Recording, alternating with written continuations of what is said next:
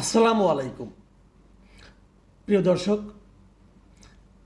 মানুষের মধ্যে একটা আলোচনা এখন আসছে, সেটা হলো আগামী নির্বাচনটা যে হবে সেই নির্বাচনে আসলে ক্ষমতায় আসবে কি। এই আলোচনাটা কিন্তু এতদিন ছিল না। এতদিন মানুষের মধ্যে একটা ধারণা ছিল বিএনপি সে তো সহজেই চলে আসবে, বিএনপির আসন কত হবে, 200-র চেয়ে কত বেশি হবে, এটা ছিল আলোচনার বিষয়বস্তু।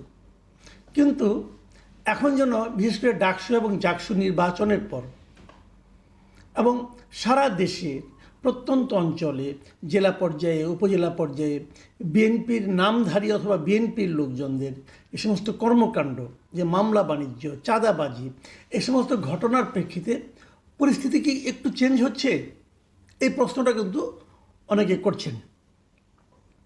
এর মধ্যে জামাত এতদিন খুব বিনয়ের সঙ্গে তারা রাজনীতি করত, কিন্তু হঠাৎ করে জামাতের কথা, জামাত নেতাদের কথাবার্তার জন্য আমি এক ধরনের আত্মম্ভরি, এক ধরনের গর্ব, এক ধরনের ক্ষমতায় যাওয়ার ব্যাপারে নিশ্চয়তা যেন তাদের কথাবার্তায় ফুটে উঠছে। যেমন আমি একটা ঘটনা বলি, গত শুক্রবারের ঘটনা। জামাত এর মধ্যে আপনারা জানেন তাদের 5 দফা দাবিতে তারা সারা দেশে আন্দোলন করছে, ঢাকায় করছে, বিভাগীয় পর্যায়ে করছে, এবং তারপরে একদম আরও অঞ্চলে উপজেলা পর্যায়ে তারা আন্দোলনটা করবে। বিভাগীয় পর্যায়ে যে আন্দোলনটা তারা যে বিক্ষোভ সমাবেশগুলো তারা করছিল, সেটা গত শুক্রবারে 19 সেপ্টেম্বর চট্টগ্রামে এই ধরনের একটা সভা আয়োজন করা হয়েছিল আন্দরকিল্লা শাহী জামে মসজিদ প্রাঙ্গণে। সেখানে জামায়াতের চট্টগ্রাম অঞ্চলের যিনি পরিচালক মোহাম্মদ শাহজাহান, তিনি একটা কথা বলেছেন, যে কথাটাকে অনেকে এটা শিরোনামও করেছে অনেকগুলি মিডিয়া। সেখানে তারা বলেছিলেন, ওনার কথা যদি আমি হুবহু ধরি, উনি কি বলেছেন সেটা আপনারা শুনুন। উনি বলেছেন যে ঢাকা বিশ্ববিদ্যালয়ের অন্তর থেকে তরুণ ছাত্র সমাজ বার্তা দিয়েছে, বাংলাদেশ ফ্যাসিবাদের যুগ থেকে গণতন্ত্রের যুগে পদার্পণ করেছে। এই ধারাবাহিকতায় আগামী জাতীয় নির্বাচনে জামায়াতে ইসলামী সরকার গঠনের মতো আসনে বিজয়ী হবে। জামায়াতে ইসলামী সরকারি দল হবে, বিএনপিকে বিরোধী দলে যেতে হবে। এই ধরনের কথা এই প্রথমবার আমি শুনলাম, বোধহয় আপনারা প্রথমবার শুনলেন, যে জামায়াতে ইসলামের একজন নেতা তিনি দাবি করছেন আগামীতে জামায়াতে ইসলামী সরকার গঠন করবে এবং বিএনপিকে বিরোধী দলে যেতে হবে। এই ঘোষণাটার নানা রকম ব্যাখ্যা বিশ্লেষণ থাকতে পারে। এর মধ্যে দেখলাম বিএনপি শীর্ষ পর্যায়ের নেতা সালাউদ্দিন আহমেদ সাহেব, উনিও এটা নিয়ে কথা বলেছেন।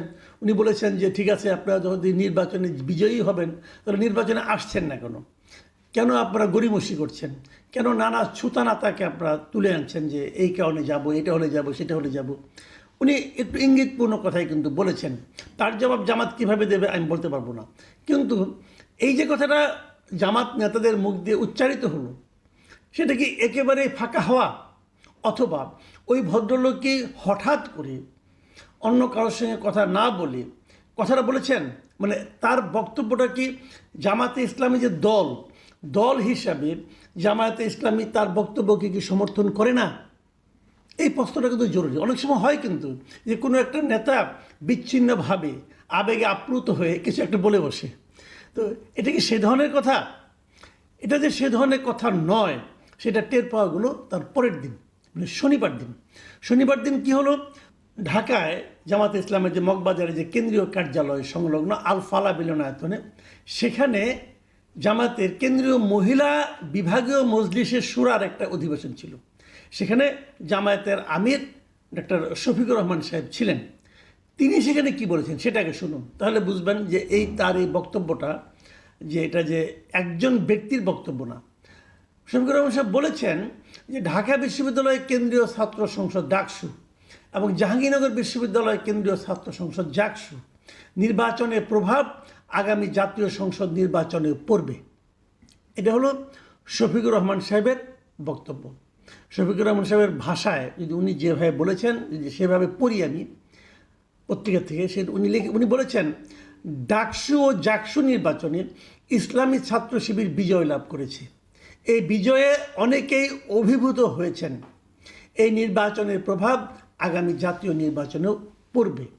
এই আলোচনাটা কিন্তু অনেক দিন ধরে হচ্ছিল যে আসলে কি পড়বে, অনেকে ব্যাখ্যা দিয়েছেন হ্যাঁ পড়বে, কারণ এই যে স্টুডেন্ট যারা আছে এরা তো সারা দেশ থেকে আসা, এরা তো ঢাকায় জন্মকর্ম তা তো না, এরা সারা দেশে গ্রামাঞ্চল থেকে তারা কিন্তু ঢাকায় এসেছে পড়াশোনা করার জন্য।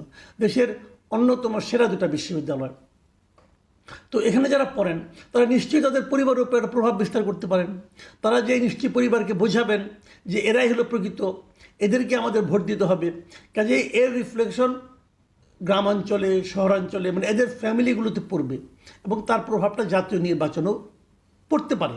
এটা একটা সহজ ইকুয়েশন, কিন্তু অভিজ্ঞতা বলে এই ইকুয়েশন সবসময় কাজ করে না। আমরা নিজেরাও বহুবার দেখেছি, আমি নিজেও ঢাকা ইউনিভার্সিটির স্টুডেন্ট ছিলাম, আমরাও ডাকসু নির্বাচনে অনেকবার ভোট দিয়েছি, একাধিকবার। আমরা দেখেছি যে ডাকসু নির্বাচনের ফল জাতীয় নির্বাচনে ততটা পড়ে না। পড়ে না এই কারণে, যে এই ব্যাখ্যাটা আমি আপনাদের দিই, এই কারণে পড়ে না।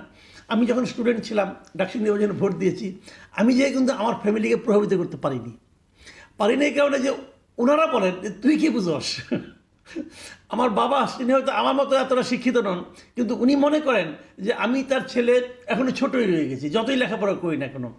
উনি শেষ দিন পর্যন্ত এটাই মনে করতেন যে আমরা কি বুঝি। আসলে বিষয়টা কি আমি বলি, বিষয়টা হলো পরিবারের ডিসিশন মেকার হয় তিনি যার হাতে টাকাটা থাকে। আপনি ঢাকার যত বড় নেতাই হন না কেন, আপনি যদি বাড়ির থেকে মাসে মাসে যে টাকা আনতে হয়, যিনি আপনাকে টাকাটা দেন তিনি ডিসিশন মেকার। এটা আমাদের দেশে অনেক দিন ধরে এটা চলে আসছে। গ্রামের বাড়িতে ওনার বাবা কৃষক হতে পারেন, কিন্তু মাসে মাসে টাকাটা কিন্তু উনি পাঠান, সংসারটা কিন্তু উনি চালান, উনিই সিদ্ধান্ত নেন যে কাকে ভোট দিতে হবে, কাকে ভোট দিতে হবে না। ওখানে সন্তানের ভূমিকা খুব একটা থাকে না, এটা আমি যতটুকু বুঝেছি। তাহলে আমি আগেও কিন্তু বলেছিলাম যে ডাকসু নির্বাচনে কিন্তু জাতীয় রাজনীতির একটা প্রভাব পড়েছে।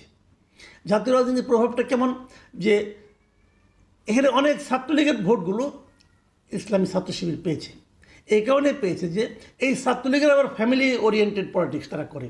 তাদের বাবা হয়তো আওয়ামী লীগ করে, ভাই হয়তো যুবলীগ করে, ফ্যামিলির লোকজন আওয়ামী লীগ করে, এরকম আছে। এখন তারা দেখেছে যে আঞ্চলিকভাবে মানে এলাকায় তাদের উপর মামলা মোকদ্দমা এগুলি বেসিক্যালি করেছে বিএনপির লোকেরা। সব বেশিরভাগ মামলা বাদী হলো বিএনপির লোকেরা। কাজেই এই জায়গাটাকে তারা হয়তো মনে করেছে এদেরকে আনা যাবে না ক্ষমতায়, যে কারণে তারা হয়তো শিবিরকে ভোট দিয়েছে, শিবিরকে অধিকতর নিরাপদ মনে করেছে। শিবিরের নেতৃবৃন্দের মধ্যে এক ধরনের আন্তরিকতা ছিল, তো যে কারণে হয়তো তারা শিবিরকে ভোট দিয়েছে। এটা হতে পারে, কিন্তু এটা যে হয়েছে আমি সেই দাবি করছি না, বাট আমার ধারণাও হতে পারে। কিন্তু এর মধ্যে আবার আরেকটা ঘটনা কিন্তু ঘটেছে বলে আমি জেনেছি বিভিন্ন জায়গা থেকে। সেটা হলো যে বিভিন্ন এলাকায়, প্রত্যন্ত এলাকায় এই যে বিএনপির নেতাকর্মীদের যে চাঁদাবাজি, তারপর লুটপাট, তারপর মামলাবাজি, এই সমস্ত বিষয়গুলো যে ডাকসু এবং জাকসু নির্বাচনে প্রভাব ফেলেছে এটা তারাও বুঝতে পেরেছে। এবং এরই মধ্যে অনেক জায়গায় আমি শুনেছি যে তাদের আচার আচরণ নাকি চেঞ্জ আসছে।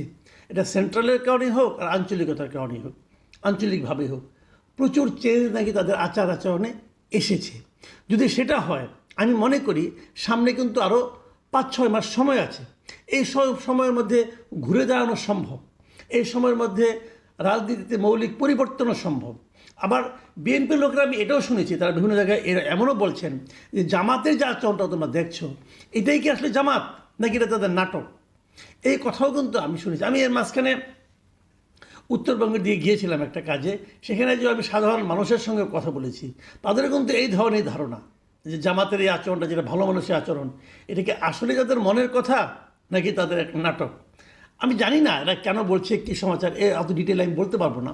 কিন্তু আমি যেটা বলছি যে আসলে এখনও কিছু ক্লিয়ার না, কিন্তু কারণ সময় আছে 5 মাস। এই 5 মাসে অনেক কিছুই ঘটতে পারে। এমন অবস্থায় আজকে তাহলে এই অনুষ্ঠানে আলোচনাটা আমরা কেন করছি, এই কারণে করছি, আমি জামাত নেতৃবৃন্দকে বলবো এত দ্রুত আনন্দে উদ্বেলিত হয়ে লোকজন খাওয়ানো শুরু করে দিয়ে না ভাই। নির্বাচনের হাওয়া ঘুরতে বেশিক্ষণ সময় লাগে না।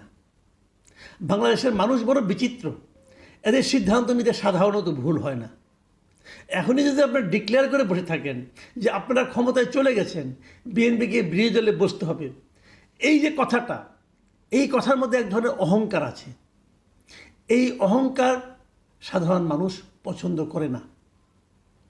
জামাতের নেতৃবৃন্দকে আমার অনুরোধ, ভাই এত দ্রুত কথাবার্তার ভাষা পরিবর্তন করেন না, বডি ল্যাঙ্গুয়েজ চেঞ্জ করে ফেলেন না। সামনে আরও অনেক দূর, নির্বাচন আরও অনেক দূর, এবং সেই নির্বাচনে ভালো করা, মানুষের মন জয় করে ভালো করা, মন জয় করে সেটাকে ধরে রাখা, 5 মাস তো, আরও অনেক কিছু দেখতে হবে, আরও অনেক দূর যেতে হবে ভাই। প্রিয় দর্শক, এই ঘটনাকে কেন্দ্র করে যে সব রাজনৈতিক দলের মধ্যে জনগণের সঙ্গে সম্পৃক্ত হওয়ার একটা প্রবণতা তৈরি হয়, সেটাই বা মন্দ কি? আমরা বরং সেদিকেই অগ্রসর হই। এখন এই পর্যন্তই। আল্লাহ হাফেজ।